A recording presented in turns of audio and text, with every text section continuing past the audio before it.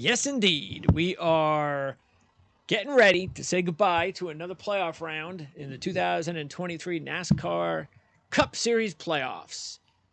Greg DePalma here with Eric Smith from RaceReviewOnline.net. How's it going, Eric?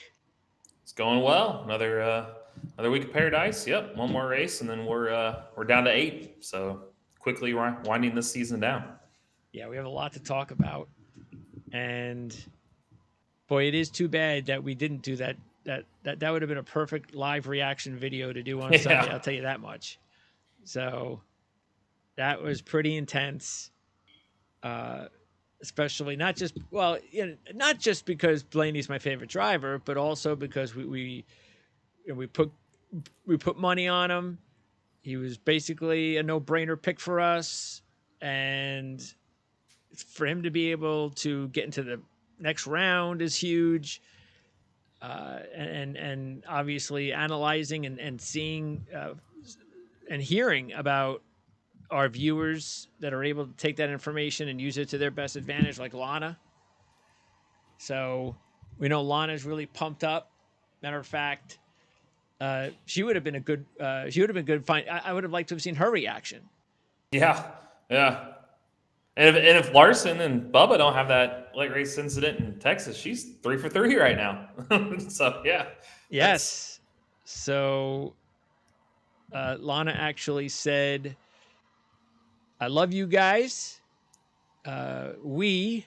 Including y'all. What is that? Is that some sort of Southern thing I'm not picking up on? yeah, y'all, including us, is what she's basically saying. Okay. Who's us?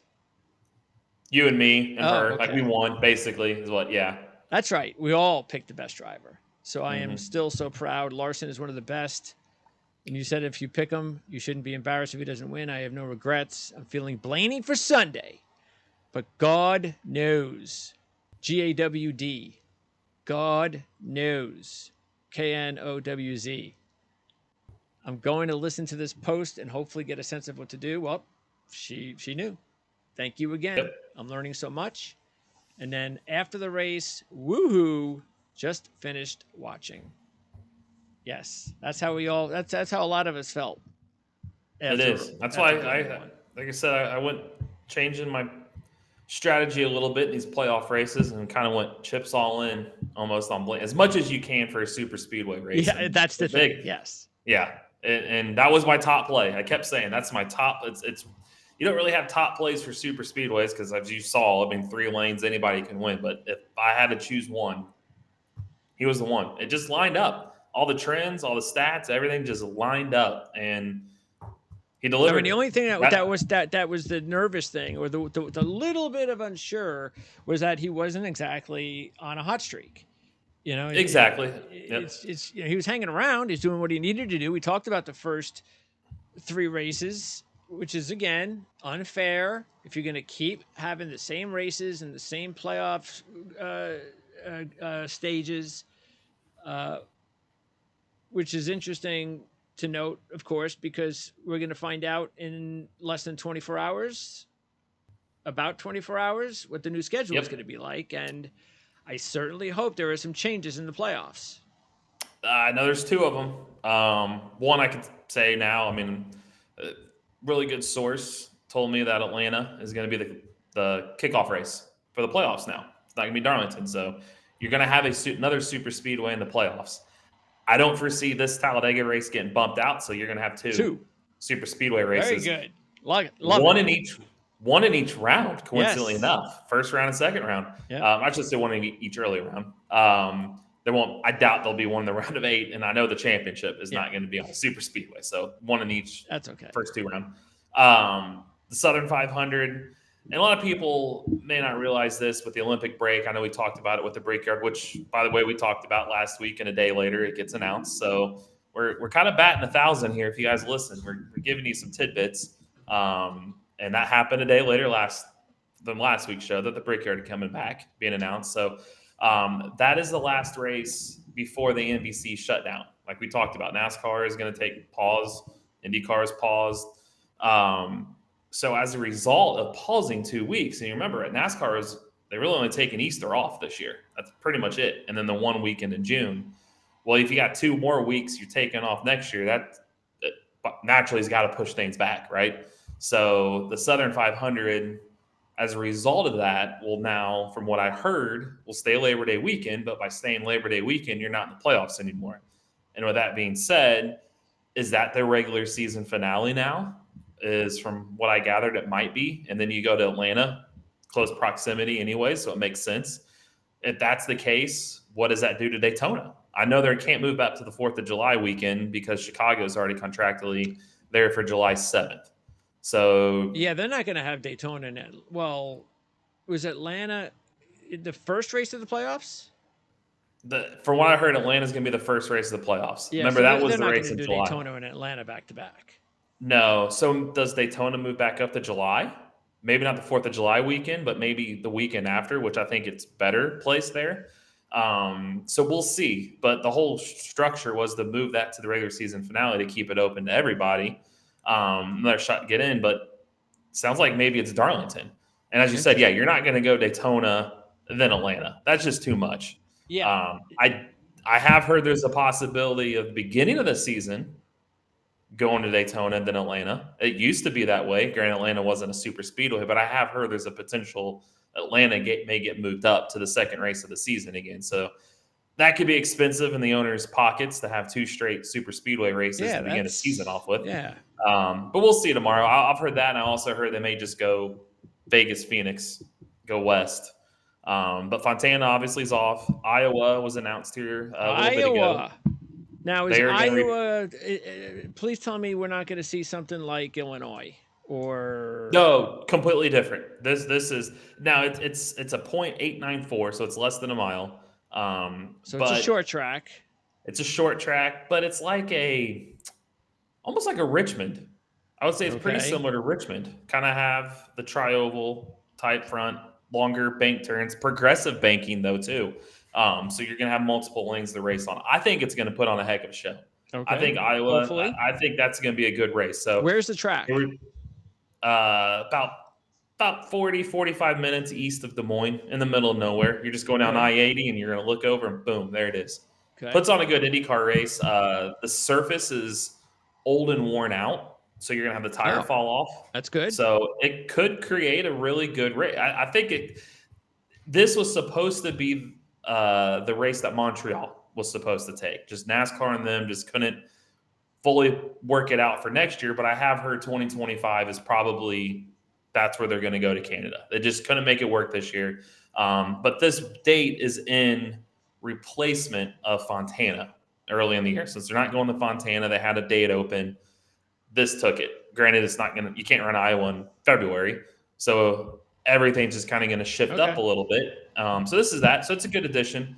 There is going to be obviously some movement. We don't know the full details, but I don't think Daytona is going to get moved to the playoffs. So where do you put it? And no word yet. I mean, and it looks like, again, we're going to have Phoenix as the last race. That will be their last race. Yeah, that's been announced. Talk about switching?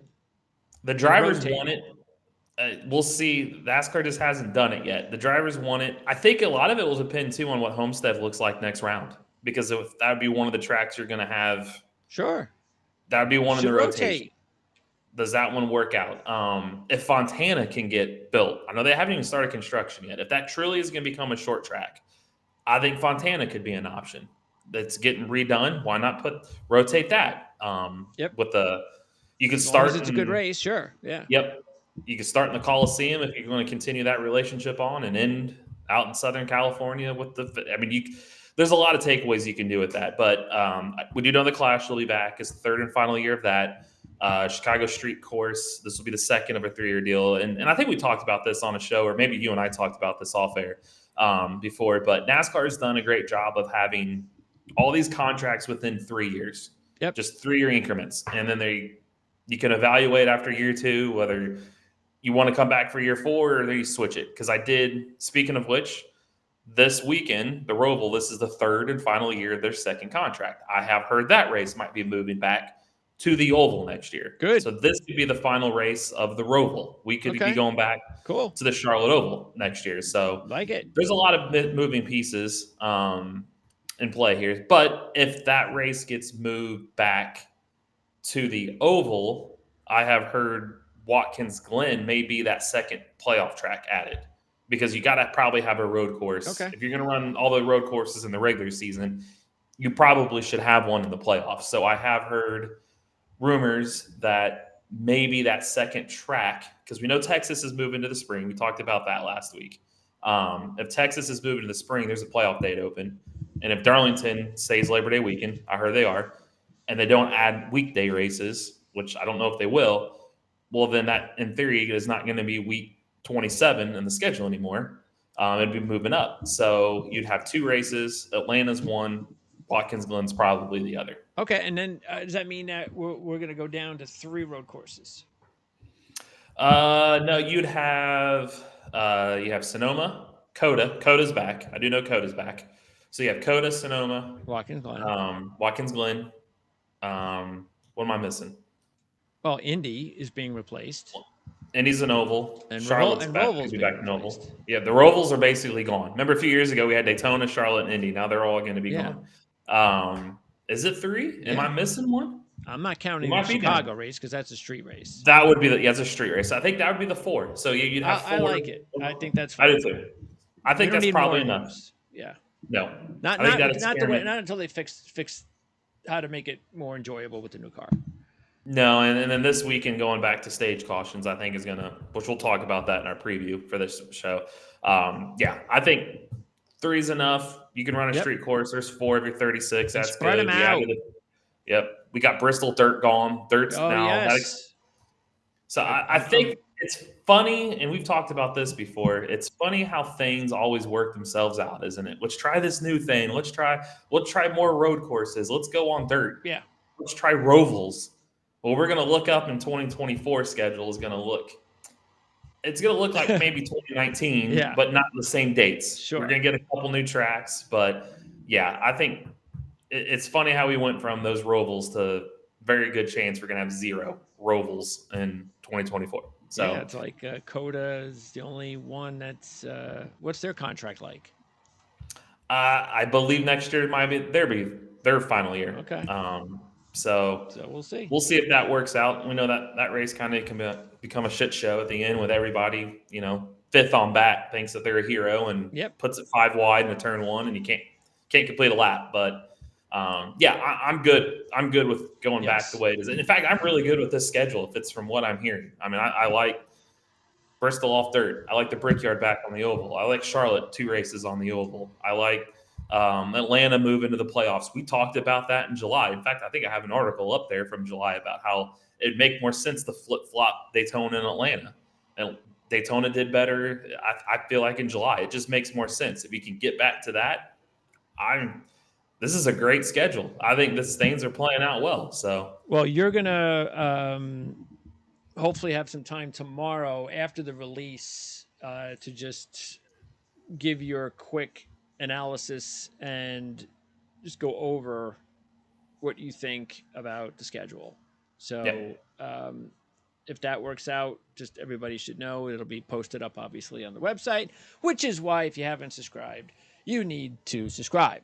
So make sure you do that. This way you'll get the alert that whenever that report comes out, hopefully tomorrow, if Eric can get to that tomorrow, then it'll be available. And of course, you can also check out racereviewonline.net because Eric will write about it. So for sure. Yep. Just make sure. And in Discord, just ask us anything there. I can share all this stuff with you. And that's hey, right. What are you hearing about schedule? What are you hearing about this? That's it. You'd already know. I could get So make sure you download that and communicate with us there because ask away, silly season, Discord. I can answer some questions there that maybe we haven't hit on here. Hey, what are you hearing about this? It's an easy way to chat with us directly. All right. So let's talk about just kind of go over what happened last week because a lot happened last week, a couple days ago.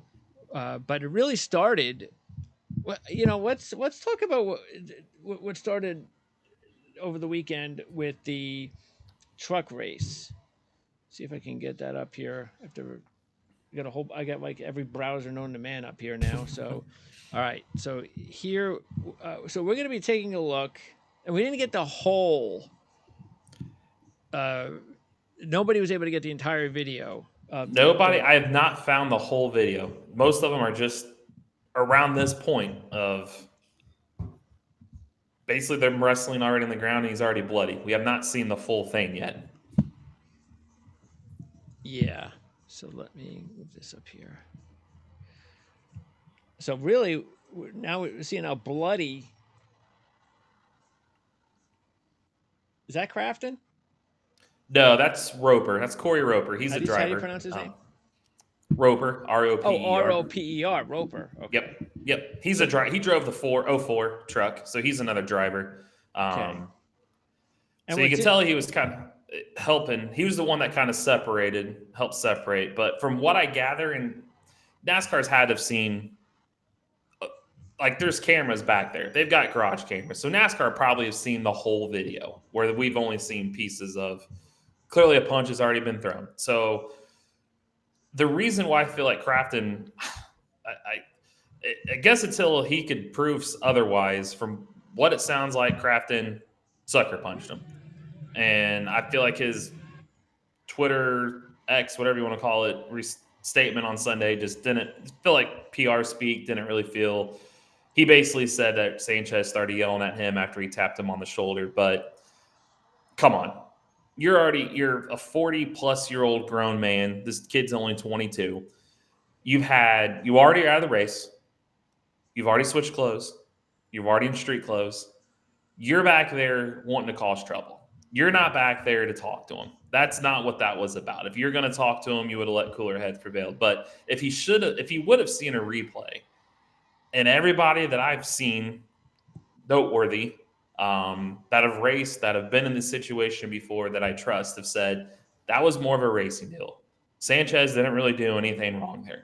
They just kind of came together. And every time I watch the angle, hear him say that, I think they're right. I mean, it's not like this is a super speedway. Sanchez wasn't hooking Crafton to wreck him on purpose. There would be no reason to do that. Crafton was mad about it. And Crafton pulled into Sanchez's pit and parked his wrecked truck there. So you can already tell he's already mad at the situation. He's mad at Sanchez. And instead of watching a replay and simmering down and realizing, yeah, maybe that was a racing deal, he assaulted him. I mean, there's a reason there's blood on Sanchez's face. He's admitted to me, that's assault. I mean, he waited for him. And the fact that he was penalized $25,000 compared to $5,000 for Sanchez tells me NASCAR also feels like he's in the wrong. And I know some people may like, well, why was he even suspended or fined then?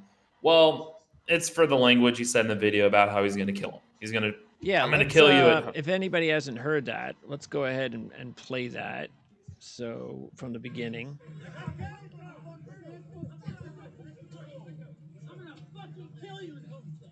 I'm going to fucking kill you at Homestead. You're fucking with the wrong guy. That's what got him fined. And granted, I'm sure. And then the other guy is basically saying the same thing, though. Yeah. And that's why the penalty was. And it's a learning thing for him, because I get if something happens at Homestead, if he turns him and wrecks him and Crafton, fortunately, severely injured, that doesn't look good. Look at that. Look at that bloody face. And I know that some people will say, that's funny because that's David Green standing next to him. He's the Cup. He runs the Cup inspection. He used to be a racer. He runs all the this guy basically tech for NASCAR. Nope, that's Roper. Oh, this guy. White guy right there. Yep, white shirt. Yep. Oh, this is Roper. That's Roper. He is a Sanchez. truck driver. That's Sanchez, and that's David Green next to him. And what does Roper do? He's a driver. He Roper's raced in the race. And what is Sanchez? He's a driver. So they're both drivers. And which is the one that got into it with Crafton? The bloody face, Sanchez. Yep. Okay. So Crafton, and I get when some people like, well, that's part of NASCAR. They let him fight. But here's the difference between this and hockey, football, basketball. If you throw a punch on a football field, you're kicked out. You're suspended. We've seen it. You're out. Oh, yeah, basketball, You're suspended for Yeah. multiple games and fined. Baseball, we've seen benches clear. Was it 10, 15 games usually? And Yeah. you're usually suspended and fined. So, yes, to me, I think Crafton should be happy he's only got a $25,000 fine and not suspended because he should have been suspended. Well, especially That's if it's a cheap shot. yeah, that's not a good look for Crafton for this. And it makes me wonder if there's more behind the scenes. Sure. Is there another incident in other races that he's had an issue with Sanchez in? I know he's kind of mad at the world, these younger aggressive drivers coming in, but that's not the way to handle it. That's a chicken way to handle it is what that is. That's Sure is. I feel like this should hurt Crafton's reputation, his credibility. Really, you could start diving into his stats. I mean, I could really look into it and be like, dude, you're in your 40s, you're a career lifer in the truck series and never moved up. Is that a problem with you? I mean, we really could dissect it if you really wanted to go farther. So I feel like Crafton is 100% in the wrong here. This escalated way too much. And granted, you always hear about fights back in the day of NASCAR, but you have to know the temperature in the room. People have cameras these days on their phones. So Sanchez had a lot more to lose because he's in the playoffs. And if he would have got suspended, that he's like, a couple points up on the cut line. So that would have ruined his chances. So I think he's got to learn a little bit of what he says in the heat of the moment. That's the and his dad, which I don't blame his dad. His dad is the one that got suspended for the rest of the season, which is 2 races left. But I guess his dad threw a punch too, which I would have too. If somebody assaulted my kid like that, you best believe I'm going to come to his defense. So you suspended the dad? They suspended the dad and not Crafton. They basically, which is dumb because if I was the crew, I would just buy his dad a ticket and let him be in the grandstands and just, hey. But if I was his dad, I'd be making Crafton's life a living hell. I would be making his life not good because I was shocked by that. Granted, I get because they don't want to go down the line of, hey, we'd rather just be driver on driver, not family member jumping in, crew member. I get it. I get there's a precedence, but I think you also have to know, man, that's a kid's dad.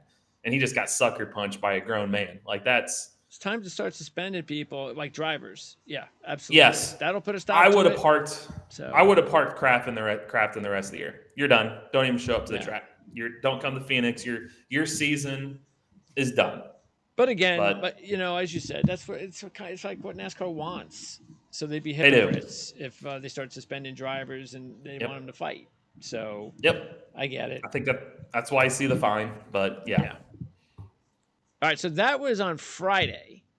Saturday. That was Saturday. Yep. And then on Sunday, now, interesting throughout the race, there really wasn't. Sure, you had an incident or two, but it was a pretty decent race. There wasn't anything. I mean, we did have the one stop, the red flag. Yep. But other than that, I mean, it wasn't a wreck fest. I think really it's the really perfect type of Talladega race that you want as a fan to go to, because not only did you have some wrecks during the race, you had it at the very last lap, and you also had a race that was won by a fraction of a second. So it was. I mean, you got everything you wanted. 70 lead changes. Oh, that's it? 012. That's the 70? seventh or eighth most lead changes. And granted, after 70 total. Okay, yeah. 70 total. And after 11 drivers led at least 7 laps. Yep. 24 of the 38 led at least a lap. So that's over half the field led a lap. The only thing is, this is why I like it.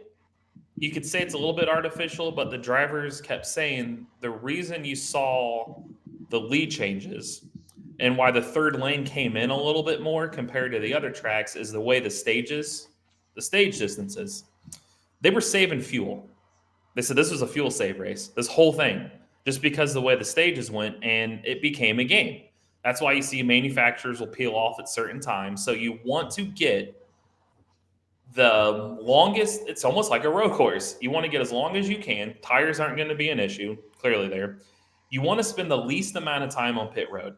So in order to spend the least amount of time on pit road, which means you pit to take the least amount of gas, you're going to eventually need tires. So at some point, you're going to have to figure out tires in that equation. But that's why you saw some manufacturers would pit and like, we're not going any tires, fuel only. But if you pit soon enough, then you don't need much fuel. So then by the time all the pit stops come for your different manufacturers, the ones that took fuel only are going to be at the front. However, you're also going to have more fuel on your next stop you're going to need, and maybe that's when you change your tires. So it's a strategy. It's a chess game. And the cars up front, as we will see in the mini, you can pass. The hole's bigger. It's harder. It's easier to make runs. It's harder to block. But the more you do, the more you're running out front, the more you're burning fuel. So you're, hey, you know what? Go. I'm going to let you by me, and I'm going to tuck back. So there's a lot of those games being played. And then at the end of the race, it's no holes barred, everybody for themselves. So I think that's why with this package, with these stage links, with the drivers and engineering, everybody getting smarter, this is probably what we're going to see now. I think this is what which means track position is very much a thing, which I'm okay with because you got to strategize. Sure, yeah. And We don't want drivers hanging out in the back. No, and I also like this better in a sense. I don't like to see half the field taken out in one crash. No, I would rather them all. Let's have the heavy hitters up front put on a show at the end because that's what it is. The best drivers. Blaney is bar none the best driver on super speedways right now. We talked about that last week. He had to capitalize, and this move we're about to see, he was there. He knew at this moment, all right, I made it this long. I'm here. It's time to win this race. And that's I know CJ wasn't as high on him when we get to our futures picks, but that's why I feel like I've been high on Blaney this year. I keep saying, I feel like this, and that's why I went almost all in on him on my futures. He was, no matter what track it is, he knew at this moment he had to win. A win is getting him into the next round, and he delivered. No matter what Kyle Petty and those want to say about how he chokes, he didn't choke here. Yeah. This is a big moment, and I feel like he can do it again. And he's on the same track as Logano last year, and this move that he made to get the lead, I mean, it's talent. Yeah, there was, I guess this is the final lap, so let's go ahead and show everybody here. We don't need the volume. Okay, so there you go. Now, right about here, you knew eventually, Harvick. So this is the move right there. Right there. That's the move that not a lot of drivers are going to make. No. Some will, the better ones. And Blaney is definitely one of those drivers. He did not hesitate. As soon as it opened up, he dove down. And he had a lot of factors on his side at this moment right here. And if you want to pause it, I could point them out. One of them is William Byron. Can't stress this enough. That's who's drafting him. Oh, yeah, that's right. I got confused with Elliott, yeah. His girlfriend is Ryan Blaney's sister. Yeah. They're friends. Yeah. Byron's already got a win. Byron's got Chase Elliott, who he'd probably rather push to a win behind him. It's not going to work. He can't leave Byron out to dry or Blaney out to dry because it's not going to help his teammate. At this point, he's committed to his bumper. Here's the next factor. Look at the top lane. You got Harvick, but you also have Riley Herbst behind him. Yep. Riley Herbst admitted, I'm not getting any drafting help if I go out on my own. Sure. He has Corey LaJoie and Hamlin right there behind him. But if he pulls up and tries to make a run at the win, nobody's going with him. No. He knew that, and he knew that they knew that. So he's locked into Harvick at this point, and he got LaJoie and Hamlin behind him. And you got that separation behind Byron to Elliott, and then Elliott's got a little bit of separation to Larson. So that inside lane, they're not going to get us formed up to make a run on Byron either. So this is a perfect scenario right now for Ryan Blaney at this moment. I think at this point he knew, I just got to hold this line because even Harvick doesn't have that drafting help yet. Now, I will say this, because again, I mean, if we were doing this live, I would have brought this question up, and that was, did you think it was? And look, he won the race. There's a lot of people who wonder whether or not if Herbst didn't wreck, that maybe, and if he was still pushing Harvick, that maybe Harvick would have beat Blaney. I actually thought, and nobody asked the question, so I have no idea what was going through Ryan Blaney's mind, but I actually thought, because what I've seen many times drivers do, is I thought he was going to move up and block Harvick. I wondered, but I almost thought too, let's say that Byron, he's got the Chevys below. I think he knew, obviously, if you listen to his onboard, he knew who was running that top lane. If I was going to block any lane, it was that low lane with those Chevys behind it. Because at least being the team player, Harvick wasn't going to hurt you if he won, and he had Fords up there. So you're kind of being a Ford is going to win. Let's drag race each other. Because this also proves that third lane, when you actually need to use it and aren't fuel saving, it doesn't come in. It wasn't going to work. So at this point, they locked themselves in. A Ford was going to win, and he had those Chevys drafting help behind him, and he's locking them out from winning.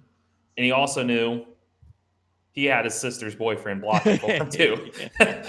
He had Byron that was going to help. That would be an awkward Thanksgiving if he didn't. Yes. If Byron turned him. So yeah, it just was a perfect storm. And sometimes that's what you need in these races. Is he just had a perfect storm lined up behind him. So and it was also and look, it's also it shows how kind of cool he was by not blocking Harvick in a way. Yes, just the more you try to do out there in these super speedways, the more trouble you're going to wind up getting yourself into. Yep. And sometimes you ever think you knew that block. Yeah, you could wreck each other. So it actually worked out. And I, the coincidence is, and not many people talked about it. I did in my post when I wrote it. Is if Harvick would have won this, his first win his last season, were they going to take that away from him? Absolutely. He's a DQ. I think you have to. You have to. But can you imagine the outrage? Because even Harvick admitted, they probably would have burned this place down if I would have won this race. It would have been a crazy party. And then you get DQ'd, which was still would have went back to Blaney. But that I thought would have been it's a massive storyline NASCAR lucked out by not having to do. And they've been fortunate several times. We've seen this happen before. I don't know. Look, I think we even talked about it, that it's like, can't you figure out? And I know it's like you can't, but you just wish there was a way for them to figure this stuff out before the end of the race. I mean, by the time the race is over. And again, I don't know what it is. Maybe they can't, but because this is just not good. It's a bad look, and one of these days is going to happen again. And when it happens, it almost happened. Yep, and it almost happened to the driver in the last year. That would, because you can't let it slide. I know some people are like, they probably just let it. You can't. There's too then much. Just don't do it if you're going to let it slide. Yeah. Well, especially in the inspection process, maybe people don't realize it's done in the garage. It's done right there in front of everybody. And don't think for a second other teams aren't watching this. They're watching them tear down that car. Yep. So you can't let that slide, because if I'm the other team, I'm like, whoa, wait a minute here. Yeah. No. That's illegal. And especially in the betting world, now that you're trying to gain ground with betting, you can't have an illegal. You would be entering a slippery slope. So yes, I know some people might have asked if Harvick would have won, would they have taken the victory away? 100% yes, because NASCAR they're not going to play favorites. You can't go open that door. You can't go down that path. So, and by the way, if I'm a sports book or I'm running the show there, and I wouldn't be surprised if they start already doing this. I don't know if they have. I don't notice it, but I'm telling the people who bet that all bets are not final until after inspection in NASCAR. Yep. You have to, once the race is over, don't expect your money to be in your account until after inspection. Yep. This would have been a prime example. Yep, because Blaney would have, and that's a lot of tickets that Blaney. Because what was Harvick last week like? Oh yeah, he was like high. Yeah, he was 30-1, I think. That's what I thought. I was gonna say 30, 35-1. So you still would have had a big win. That would have cost the sports books a lot of money too. But more for Blaney though, because he definitely would have been a. Yeah, I don't know how many people really would have put money on Harvick compared to Blaney, even though Blaney had the lower number. So here's Herbst. This is just when he gets. Now, was it because he was getting pushed here? Is that why? Yes. He got it? So LaJoie he got his left rear right there. Okay. That's what sent him sideways. And there you go. That's why Harvick had nobody to push him, and right there you see. There he is, pushing him through. Pushing him through for the victory. And that's exactly what you want to see at Talladega. I wonder what would happen if this type of wreck took place just about, I don't know, let's say 5 seconds earlier Do you think they put out the caution? It wouldn't have mattered because they already. Yes, they probably would have froze the field. Well, they might have let him race to the line. They might have actually let because it's so far because they're already at the tri-oval area there. I think they would have let him race. I mean, it would have. They wouldn't have restarted or anything. Oh So, no, no, yeah, it's it. but I don't know if they would have froze the field. I think they probably would have let him duke it out. Now, if that was, let's say, off of turn 4, they probably would have thrown the yellow just to get the emergency vehicles out there. But By the way, do you think that when Blaney made the move around Byron, that he knew Byron was going to let him in? I wondered. I wondered because it. I mean, it's a heck of a move. I mean, to go from the top lane to the low. I mean, that's ballsy to make that move in that situation because there's not much room. Look at that. There is not much room at all. And it's not like Byron didn't have getting pushed from Elliott from behind too. I mean, Yeah. right. I mean, there is not much of a lane down there. Because you got to take into account. I mean, we're freezing this. I mean, they're flying, and he's got to look to his left mirror, and he's got to pay attention to the guy in front of him. You know, and he's got to make the decision that quickly. And there's a lot of air in that pocket right there. You got to think the car behind him, Riley Herbst, is pushing air. You got Harvick air coming off the back. You got Byron pushing air. You're stuck. It's incredible car control. That's why I said that his decision making to pull. He could have. I mean, like he could have rode right there behind Harvick, right? I mean, taking the points. Yep. It would have been a great points day still, because that's a move that doesn't work. You're wrecking. You're taking a lot of people out in that process. So that's why I said I am all in on Blaney as my picks would. I just say you got to get the Phoenix, and I'm on that move right there. Shows me he's got what it takes. He can do it. By the way, did Harvick make the right move? I don't think so. I think but I also wonder how much Harvick moved because you had Ford up top. Was he just trying to go up to get drafting help from Fords? And by doing so, and Blaney doing the crossover there, you just ensured a Ford victory right there. Yeah.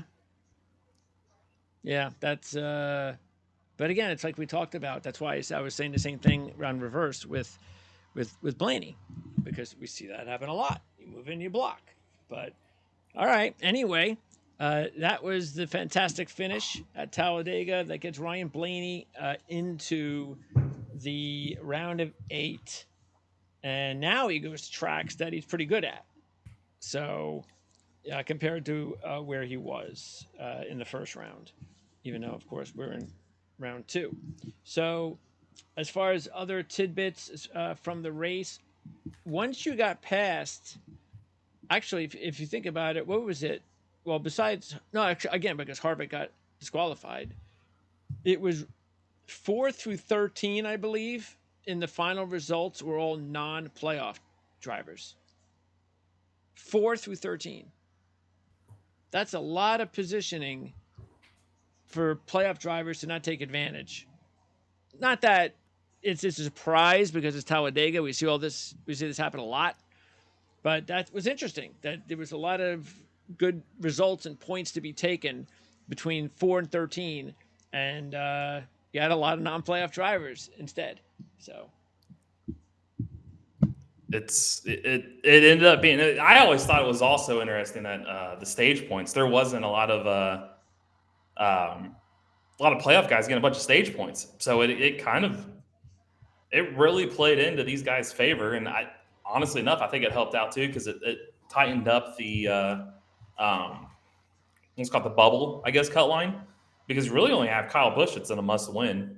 Everybody else, I mean, you can still point your way through. So I thought that was real interesting how it tightened that up, that we now have guys that, I mean, down to Chastain, Bubba's within a couple points. Reddick's only 2 points back. I mean, this is the first year in a while I can remember going to the Roval that you have so many drivers not facing must wins, I should say. It's definitely a good problem to have. I think that also is an intriguing factor for what to watch on Sunday. Is stage points are going to be a thing because you can't give them up. The points are too tight for those guys.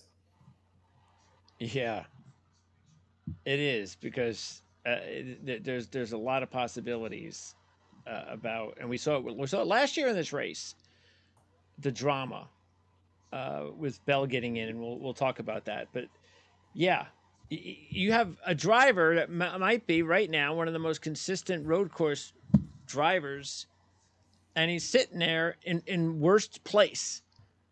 But he wins, he's in. That's where it's intriguing because Kyle could easily win this race. Yes.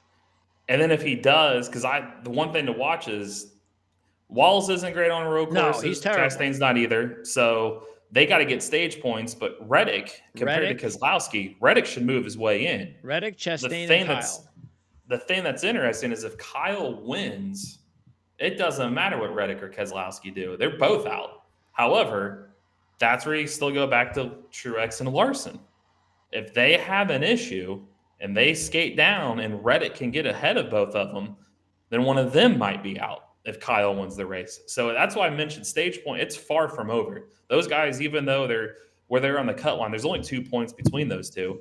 You really don't want to be 7th and 8th. If you're in the top 6, naturally you're in. But if you're 7th or 8th, you're battling one of those spots on points. The other one, Bubba could shock the world or Chastain and win, but they win. They're automatically in. So it puts it in an interesting spot with stage cautions. A lot of people may not remember those are coming back this week. So you could pit in theory before the stage and have track position for the next stage and position yourself for that, especially for the final stage with, hey, you got to have track position to go for the win. But if you go for stage points, you're not going to have track position anymore. That's right. And you may not win the race. However, do you punt points away when you're that close of a battle? I mean, that's where it's intriguing is who's going to take the points and who doesn't. I feel like Hamlin's 50 points up. He could go for the win. He needs more playoff points that he can get. Byron's going to go for the win. Blaney's going to go for the win. They don't need stage points. By the way, what do you get if you're Blaney or Byron? What's the advantage of winning? They're already into the next round. Doesn't matter what they do. So, do they get any sort of bonus points that help in the next round at all, or I mean, what's the deal? So a win will get you those 5 playoff points. So you get 5 points. Yeah, which Blaney could use the 5 playoff points to really help because the points reset next round. So that gets you 5 more points closer at the start. So okay. That's why those guys are just gonna, hey, we don't need points. Let's just go ahead and get let's position ourselves for a race win. So Blaney, the stage points mean nothing. Means absolutely nothing to him. Only to win.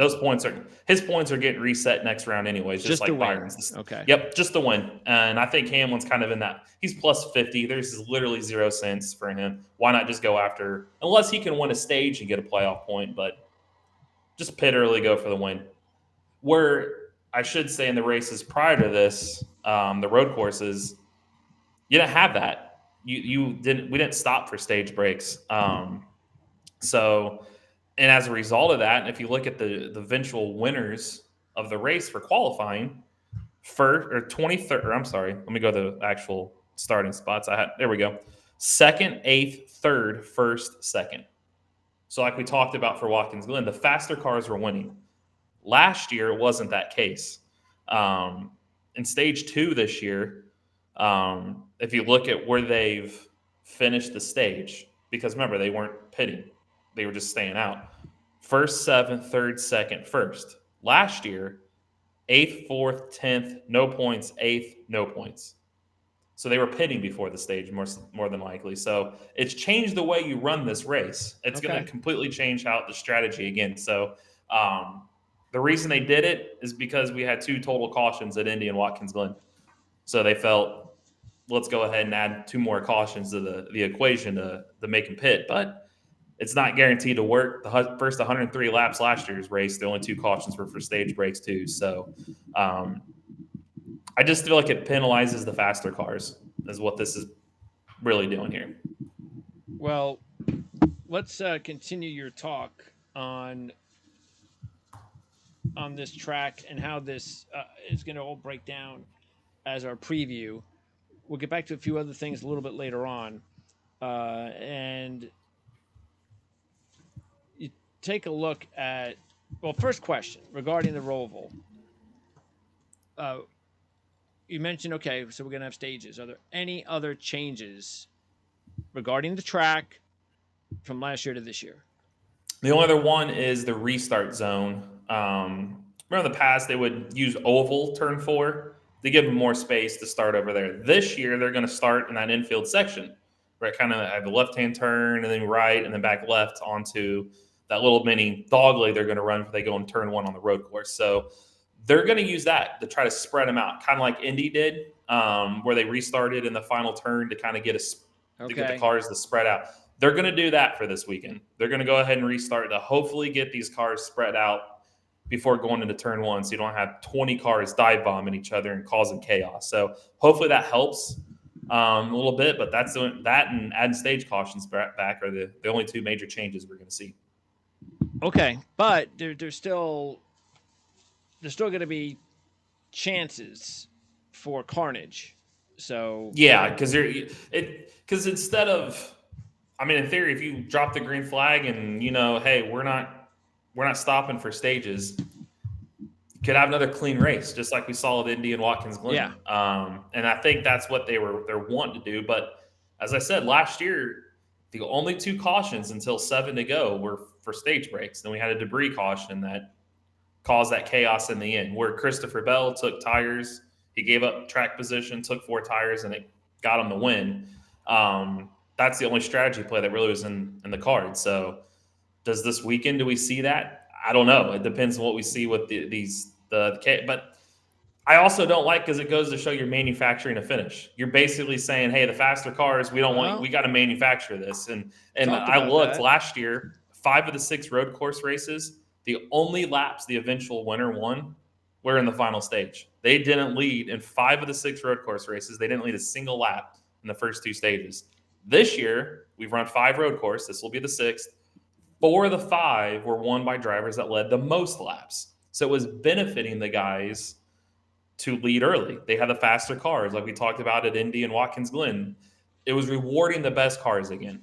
That's why it was easy to pick the guys we picked. Now it's like you're kind of penalizing them. If you have a fast car, you're running up front, but you might pit before the stage ends to get your track position in the end. Or if you're a guy, Keselowski, Reddick, those guys, hey, I need points. I might as well stay out and take the points because I'm thinking bigger picture than winning this race. It's like, so you're taking a fast car out of thinking they can win the race to go for stage points. So it's a gimmick. It just feels gimmicky. Well, this is probably it anyway for the Roval. So yeah. We'll see how that goes. And maybe that's part of it too, is that, the less road course races, the less we have to be dealing with this gimmicky way of, because if we do next year and we have no stage breaks again and we have dominating races, well, there's only a couple of them, so maybe they could deal with it a lot easier than having, say, 5 of them. That could be unwatchable to some people. Yeah. If there's dominating drivers. All right. So you mentioned last year, because that's important, of course. And the only time we've seen the new car with the Roval, the combination, and you mentioned Bell. So this is what was really crazy. Bell qualified 8th, was 14th in practice, and had no stage points. There you go. And was 11th with 3 laps to go on a road course, and found a way to win. He led only 2 laps on the day, but like you said, he had the fresher tires. What the drama was, though, also, as we recall, with 11 to go, with 3 to go, and in 11th place, he was 41 points out of the playoff spot at that time. And that's why it's a Hail Mary. Yep. He went from 41 points out of the playoffs in the final round of that playoff season to winning the race and moving on to the next round. As the Hail Mary call for tires. So that's where it's almost like that's what NASCAR wants by having these stage breaks and having a potential for that. They want that, but that's again where I say it seems manufactured. He said he was 41 points. He didn't have a chance to win that race until those final cautions. So never would have won it. Nope. And this year you kind of don't need it because the points are going to take care of itself. It's so close. Last year he was like 19 points entering out, and now you got these guys so close. They're just trying to break it up. Yep. That's it. They don't care about the stage points. So no. All right. So there you go. So, and maybe that's part of the reason that he's 18-1, because if he's 8-1, like I think he should be, or 10-1, I'm not sure I take him. Maybe I do put a little bit on him, and we'll get to him. But yeah, I mean, I was 18-1. Can't not take him. That's the only reason I took him. Same way. I originally skipped over him. I'm like, yeah, well, that's a pretty good number for a guy that. Look at my reasons to get to him, but yeah, 18-1. Like I'm gonna have to take him. Yeah, so you only had 5 picks this week. Again, going with the strategy, and it worked again last week because you were able to. I think you gained over 600. So you're like one big win away this week from almost breaking even. After and I think I gotta gained. imagine, Yeah. not that you'll do it like this the last couple of weeks, but I get the feeling you're going to start taking my point of view and wagering races on a weekly basis next year. A little bit more money on the top guys and not worry so much about just trying to win a race. No, exactly. That's because I used to just go like, let me just get a buck, but now it's like, if I lose $100 over season but gain later, yeah, because you could really start narrowing these things. We've got more of a sample size now, and that's what I'm using. And plus, if you look at like this weekend, every race since 2014. Granted, this race was, I'm going to say 2018. 2014 is when this playoff format was the winning you're in type thing started. 2018 was the first year that we ran this race, the Roval, under that. They've all been won by playoff drivers. We've not seen a non-playoff driver win this race. Just like Talladega, how I said last week, all but one since 2014 were won by a playoff driver. And last weekend, and it's coincidentally enough, it seems to be the playoff driver below the cut line entering that race, and they always seem to win, and that's also why I invested heavily on Blaney, and it paid off. So then I look at this week, I just took 12 playoff drivers. Let me look at this week based off the 12 playoff drivers, and I can narrow. I can exit Bubba and those type. I'm like, he's probably not going to win. Chastain's not going to win. I don't see Blaney winning a road course this year. I could get him out. Buscher's only led like one lap on the road course this year. So you start narrowing it down. Like, I came up with those 5. I'm like, all right, this is what we'll roll with. And granted, I counted Chase Elliott as a playoff because he is. He's 20 points up in the owner standing. So, which kind of makes it a little more interesting if he goes for points or the win. But yeah, you still have that as well. Yeah, here are this just shows you the strategy difference. So this is our records, our picks records. This was before last week. So CJ 19. I only had 13 wins. And you can see the difference. I was in the plus going into last week and continue to be that way, of course, after Blaney's win. And CJ, like 300 points behind me, and he won 6 more races than I did. So I think this past week I won over 600. He won what, 100? If that, I can't remember what exactly. It's in that post. Let's see. When he picked Blaney, he was basically $36, $50, maybe $60. I can't remember. 36 right there. Out of the 300, he won 3. Yeah, so you minus the 272 and the 336, and you get whatever it was he got. Yeah, $50 or something. So, yeah, that's it. And that's what he normally gets on a weekly basis when he wins. He usually just gets about 50 or 100. By the way, speaking of CJ, he had some interesting words when we were doing our fantasy and we were going – no, futures. Futures, yeah. And I basically put in the text, in the whatever column about what the email was about.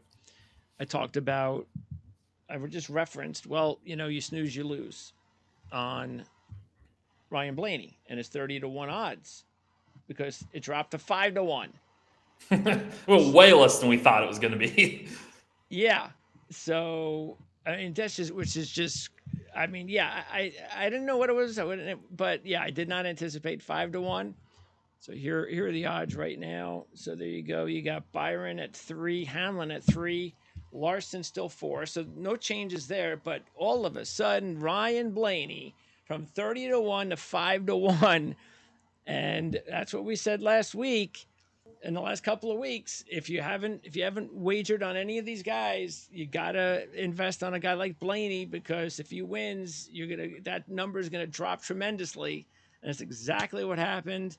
And so anyway, I mentioned this, and I guess CJ thought maybe I was talking about him, which I wasn't. I was just talking in generalities, and because he didn't pick him, and he hasn't been picking him.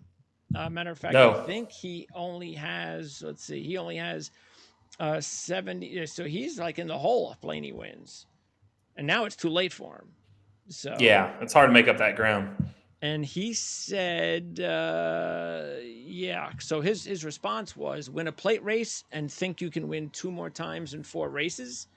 Blaney is good, but he hasn't shown me 5-1 yet this season. And I kind of agreed with CJ at 5-1. That was my whole point. Is that all right? 5-1. Yeah, I'm not saying that that's something that I'd want to be looking at closely myself at this point in the season, but at 30-1 he was. Oh yeah. And let's just talk about a couple of the winners recently. Logano came into Phoenix last year with 1 playoff win, just 1. And Elliott went on that little bit of a roll, which, for instance, let's say if Blaney was to win a next round race, which is what CJ is saying, win that race and then win Phoenix, that's a big ask for somebody that doesn't do that. But it's just hard to do anyway, especially for a driver like Blaney. But I've said it before, and I've been saying it for years. I think Ryan Blaney is just as talented as Chase Elliott. The big difference in my mind is Elliott has better. I think he's better team, better foundation, and that's just been helping him out. And Blaney doesn't have that, even though his team is a lot better this year than last year. He hasn't been getting killed by his team this year. No, and you got to look at the tracks too. He's pretty good at Vegas. Yes, solid at Homestead. He can win Martinsville. He's always good at Martinsville. So if he gets a win, I think he can.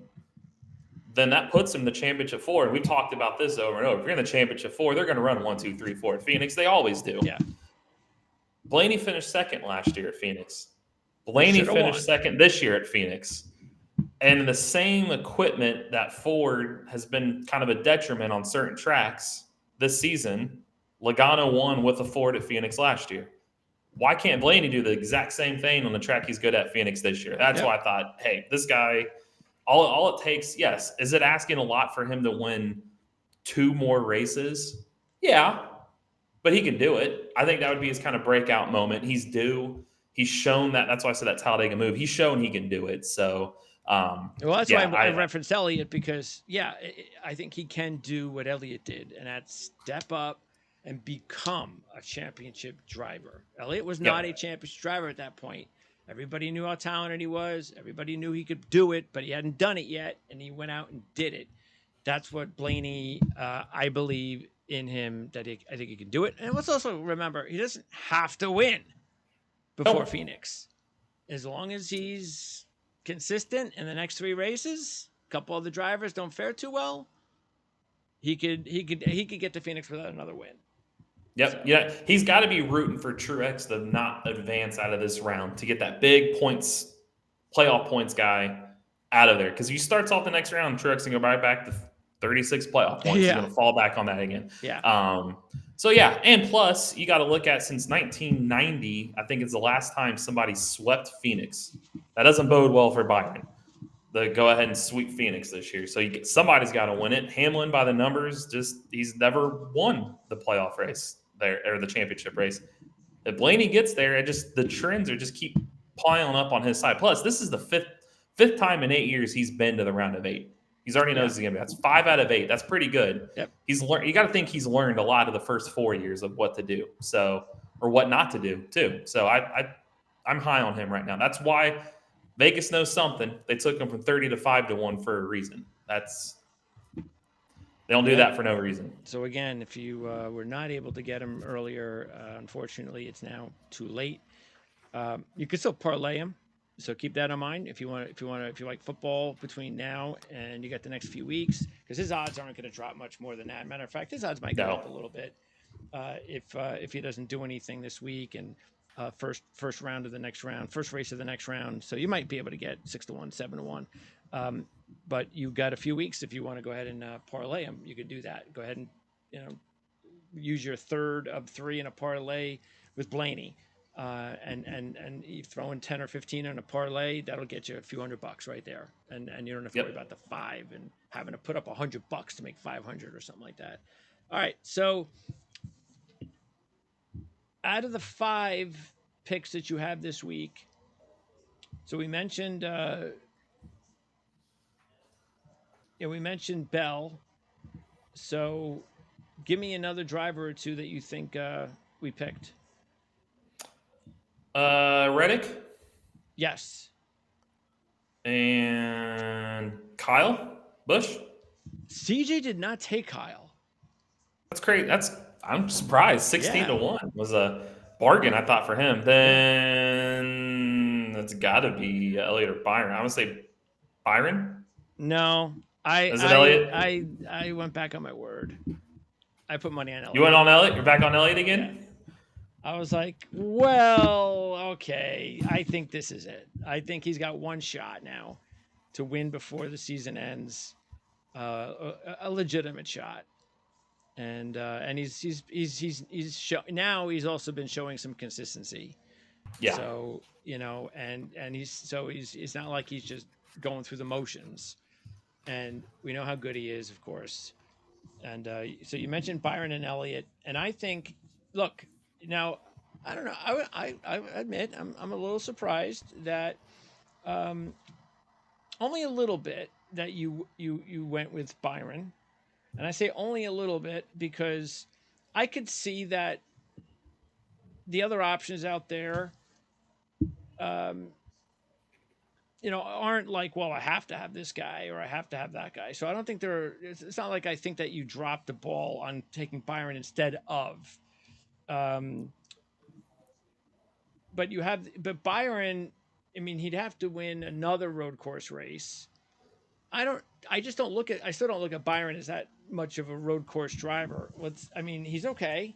So let's see, over his career, what does he have? He has, his best track is definitely Watkins Glen with the win. Yep. But he has led laps at Roval. And that shows that there's something there, maybe even compared to the other tracks. Matter of fact, he's led more laps at the Roval than any other road course. Yeah, and I went with him because he's shown improvement on road courses this year. And he's 6-1. I thought, it's not the best, but he's got the most points scored of road courses of anybody on the season. 154 is the most. He's led 94 laps on road courses this year. So I thought, that's pretty good. Plus, with going what I said earlier about he's not going to take stage points. He's going for the win. That's it. So I feel with so many guys probably going to go with a stage point route, why not take the guy that's had a fast car, 94 laps led, had a reliable car, most points scored on road courses, knows he can win. He's coming off of finishes of first and second. He's probably going to have track position at the end. This is his home track. It's going to be tough to pass him if he's up front at the end. So that's why I went for 6-1. I'm like, that's about right for probably where he should be. And if I'm going to take Elliott, I might as well take him because this guy, Elliott's probably going for points. Byron's not. So I'm at least kind of hedging in a way that Hendrick should have a good package here. We know they've been good on back faster again, I guess I should say, on road courses. So that's why I went his direction. Yeah, Elliott, not that we have to go over his whole career because we know how good he is on road courses. But even just recently, 5th at Sonoma, 2nd at Indy. Last year, he led the most laps, 30. And he got dumped by Reddick with 3 to go when he was in 2nd place. So He might have won the race last year. And by the way, this is also what I'm talking about when I'm saying, okay, yeah, they're going to take the starting position out, and that's going to be one way to eliminate some of the carnage, but you're still going to see it. That starting position, it's just not going to eliminate all the other potential incidents, especially when you're talking about a race that will define whether drivers get to the next round or not. Yep. So anyway, Reddick dumped him. And otherwise, again, Elliott could have won the race. And he's got 6 top 10s in his last 8 on the season with 2 top 5s and the runner-up at Indy. So, yeah, I figured, all right, if I am going to take him, this is a good spot. Yeah, remember he's fifth in Sonoma, third on the Chicago Street Race, and the only reason he was 32nd Watkins Glen is I think he had that mechanical failure kind of before the midway point. So teammates Byron's got a good road course car this year. So yeah, it just seems kind of like it's all adding up. Where Blaney added up for a win last year for Elliott, and I know I said, well, people again, well, he's not a playoff driver. What happened to that stat? Well, he kind of is. He's in the owner's race. He's got a lot to run for. Yeah. And he's mentioned like, hey, you know what? This actually was kind of feels similar running for the owner's race and the drivers' championship. The only thing, my only concern, he's only led 8 laps on road courses this year, so that concerns me a little bit. And 2, he does lead the cut line in the owner's race by 20 points. He may elect to go for points. That's the one thing that scares me is if he goes for points, he's going to be playing from behind in the final stage. But Elliott has proven, was a few years ago, remember he went in the turn 1 tire barriers there and he still came back and won the race. So maybe he can come from behind. But yeah, he 6-1, it just feels right. It feels like he's starting to come back around again.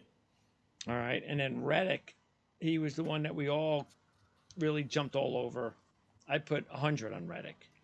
And I just think this is a perfect opportunity, wagering opportunity, because he's sitting there outside the playoffs. Now, chances are, as good as he is on these types of racetracks, as long as nothing happens to the car, stays out of trouble, he's going to end up in the playoffs. I don't think, even if he doesn't win, I think we'd all be shocked if Reddick doesn't find his way into the next round. But still, I just think that as good as he is on the road courses, he won COTA this year, 4th at Indy, and 8th here last year, led 21 laps. I just got a feeling that, he's especially also at 7-1. You know, we've talked a lot about these road course drivers, and we get into these road course races, and it's 3-1, and it's 4-1, and you can't make any money with these guys. And yeah, there's only a few like Reddick and Elliott and so forth that are really, really good. But wow, I mean, we're getting Reddick at 7-1 in a must kind of win race scenario. Absolutely, I'm going to go all in. And this is one of those races that I would definitely recommend people in general that don't normally go all in. This is what you want, because you also, again, I know he probably will get in without the win, but I don't really know if I see that as the philosophy. I just got the feeling that their philosophy is let's win and get in. Yeah, I mean, like you said, the last 2 Rovals, 2nd and 8th. I mean, he's been up front. He's got the 4th most road course points scored this year across the board on all the road courses. Michael Jordan, will be there. Michael Jordan, Charlotte area, Charlotte track. I mean, just it all lines up for a Reddick win. It just does. And granted, there's only 2-point gap between him and Keselowski paid him out of his last 20 road course starts. 18 of them, he's finished 13th or worse. Yeah. And he's got the 22nd most road course point score this year at 69. That's it. Reddick has 133. So you got to think that final playoff spot between those two, Reddick could get in that way. But he's also got to be looking over his shoulder at Kyle Busch, because he drove that car last year, and he knows Kyle Busch could easily win this race. So that's where goes to your point. He probably should just go out and win and keep Kyle from winning and assure himself in too. So it's a bargain at 7-1 for Reddick. Yes. Yep. Because he's got Larson and Truex ahead of him, accomplished road course drivers. So go out there and win and take care of the rest. Okay. So then you have moving on, you have McDowell and Larson at 9-1, and only one person took either of those drivers. That was CJ. He took Larson. Now McDowell win at Indy. Excellent. We know he's now becoming a better road course driver compared to the rest of the field. I get it. I don't know though. 9-1. I just think that's I want to maybe a little bit more for McDowell than 9-1. But it's not a bad pick. I'm not saying it would be. Again, you're getting 9-1. It's not bad. Larson though, I just don't want anything to do with Larson in this particular race, and which is kind of strange. But if you look at it, obviously he's had success before. He has 4 road course wins. He won the Roval before, but new car last year, he was bad. He Oh, did yeah. nothing in this race and got eliminated in this race Yep. by Chase Briscoe, finishing 35th. So yeah, I don't know. Maybe you have some info to go on and why, because you didn't take him. I mean, you Nope. could have taken Larson at 9-1 instead of Byron at 6-1, especially with Larson needing the win a lot more than Byron. So why didn't you take Larson? I feel like he won his road course, as you said, has gone down. He doesn't have that advantage anymore at this next gen. And 26 last year, he's only got the 10th, not only, he's got the 10th most points on road courses this year. It tells you there's 9 more better drivers. And where he is in the points, I feel like he's going for stage points. I feel like that's their easiest path. Just get points. Because right now, where you sit, you don't have to worry about somebody else new winning as long as you stay there.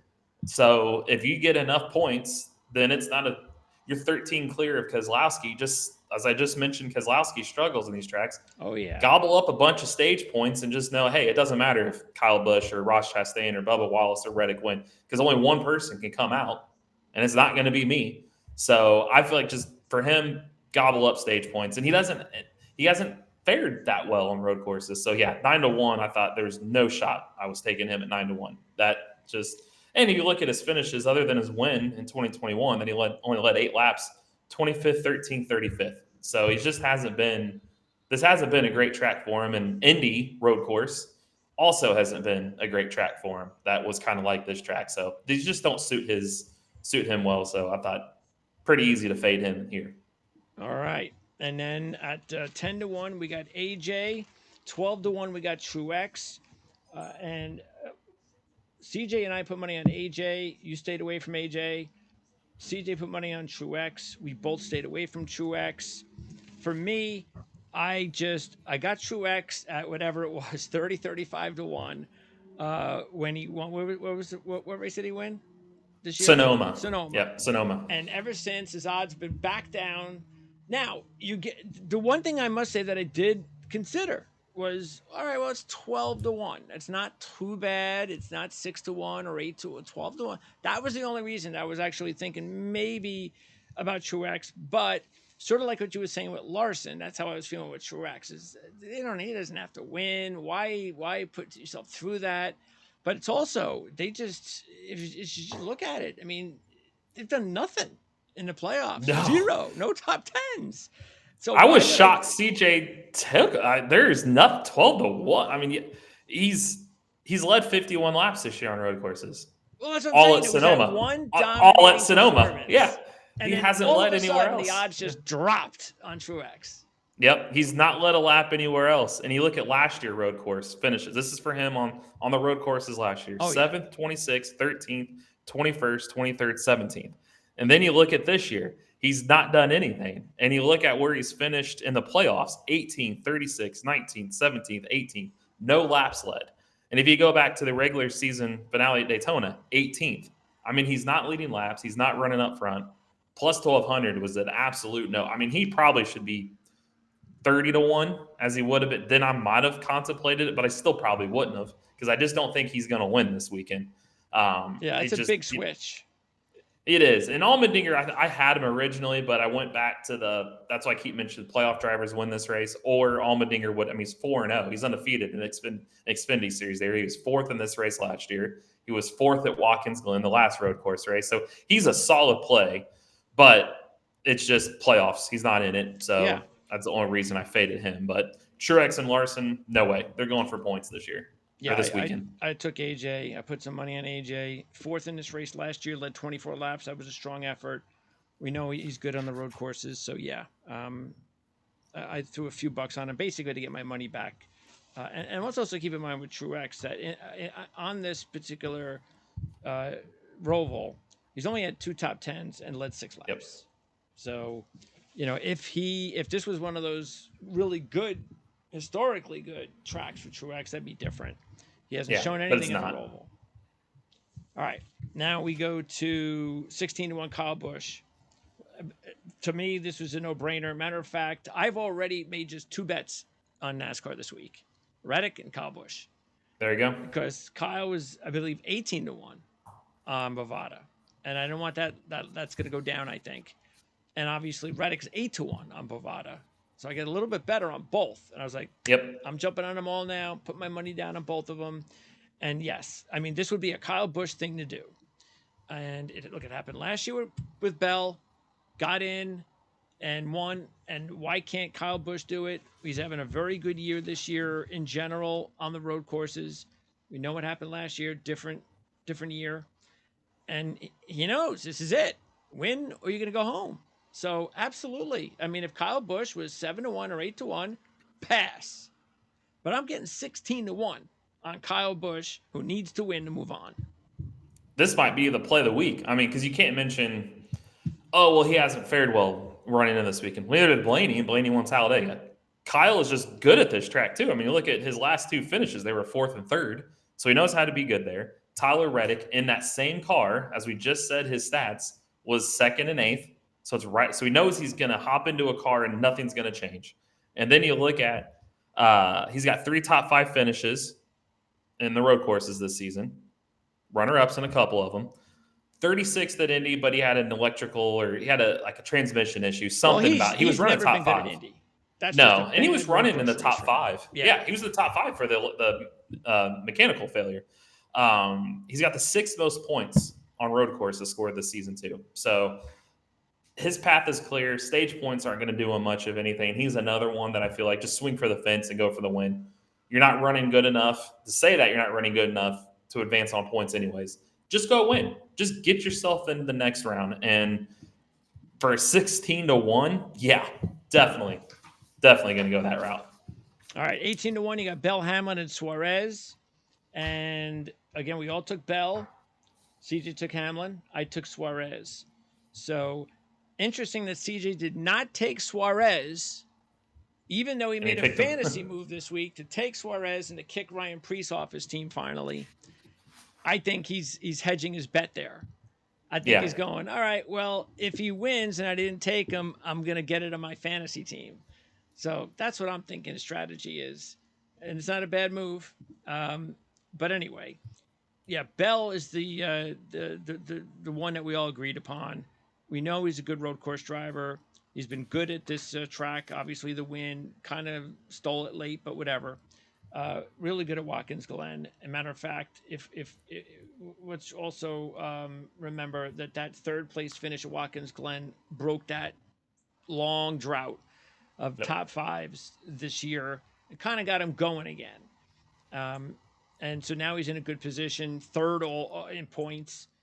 So yeah, I mean, I was just very surprised to see him at 18-1. I thought he was going to be 8-1 or something.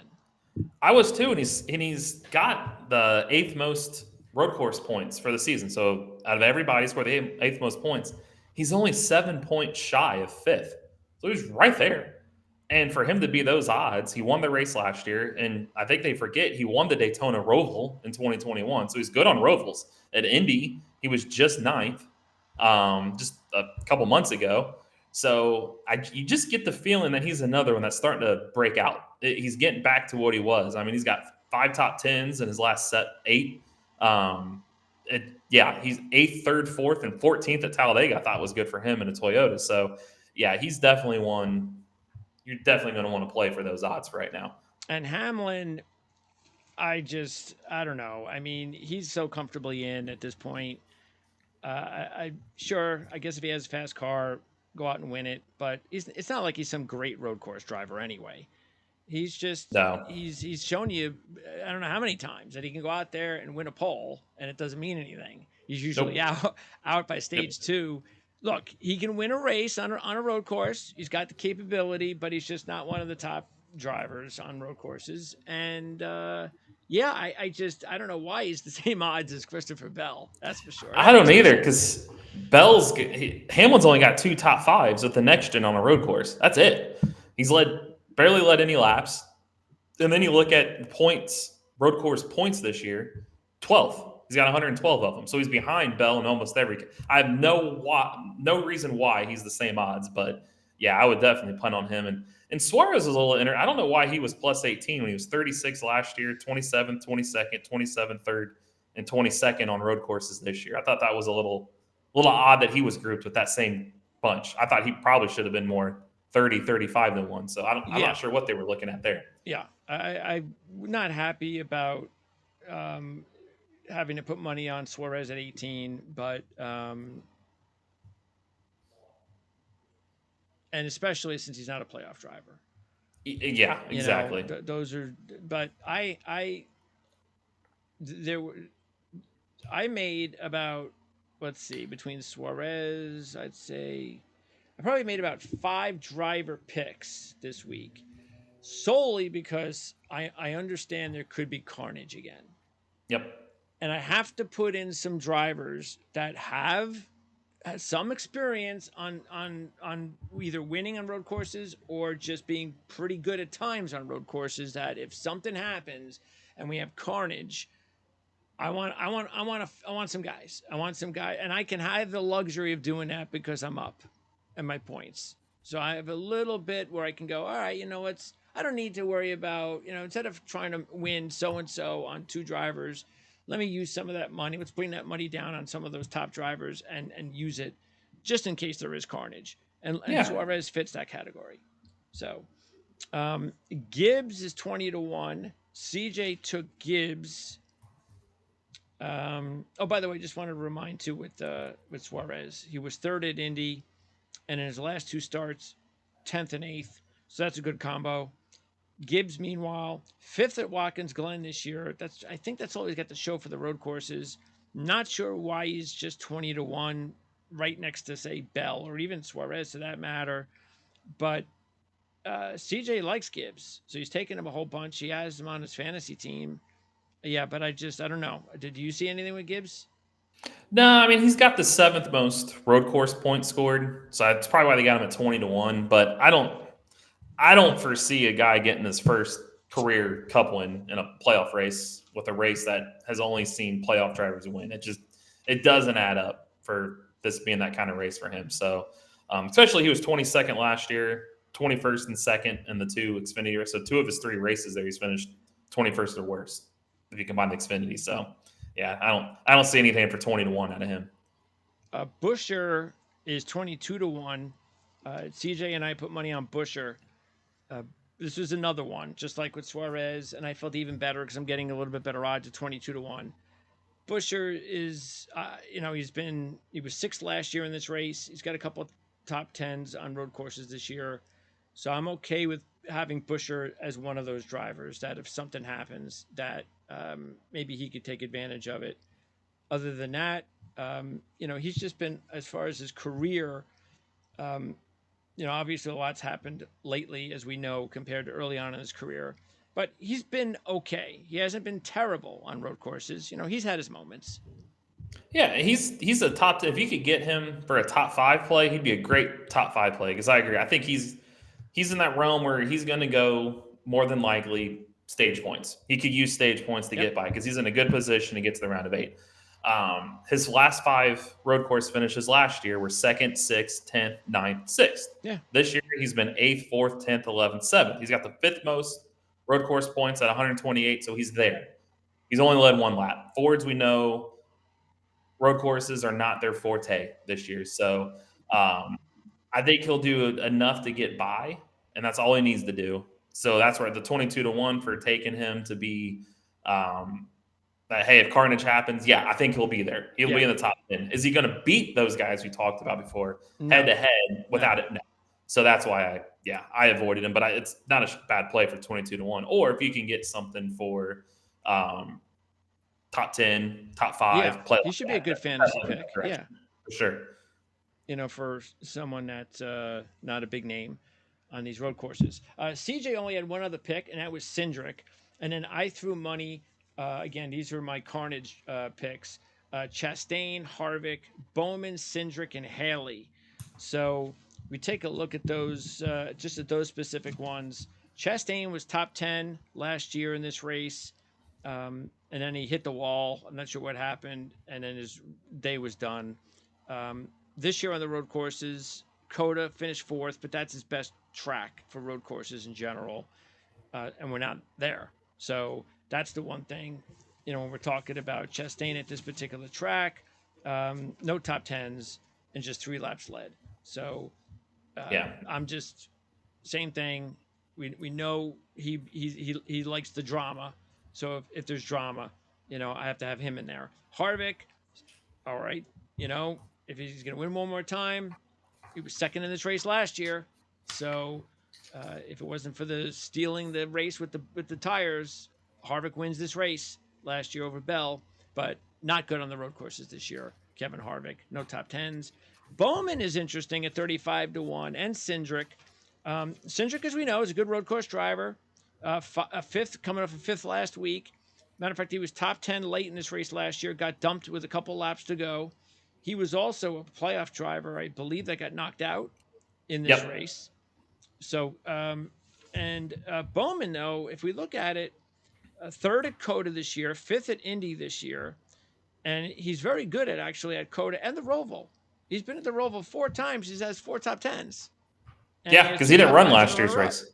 Yeah, he was gonna be, if I had a sleeper, Bowman was gonna play 35-1, Hendrick Carr. We know what Chase and Larson have combined with 3 of the last 4 there. So yeah, he's a strong play.